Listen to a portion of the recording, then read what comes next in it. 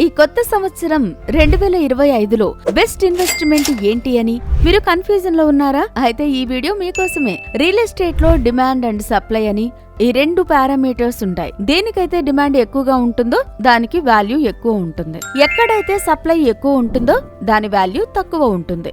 ఉదాహరణకు ఈ వరల్డ్ లో 70% వాటర్ ఉంటే 30% మాత్రమే భూమి ఉంది. అందులో 10% భూమి మాత్రమే నివసించడానికి అనుగుణంగా ఉంది. అంటే ఇక్కడ సప్లై లేదు. అంతే కదా, మనం భూమిని సృష్టించలేము కదా. జనాభా పెరుగుతుంది కానీ భూమి పెరగడం లేదు. కాబట్టి డిమాండ్ ఎక్కువ ఉంది కానీ సప్లై లేదు. సో భూమిలో ఇన్వెస్ట్మెంట్ చేయడానికి ఇదే కరెక్ట్ టైం.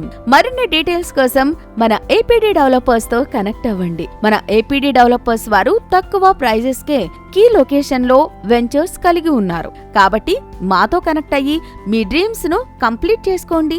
మరిన్ని రియల్ ఎస్టేట్ అప్డేట్స్ కోసం మన ఛానల్ ను సబ్స్క్రైబ్ చేసుకోండి.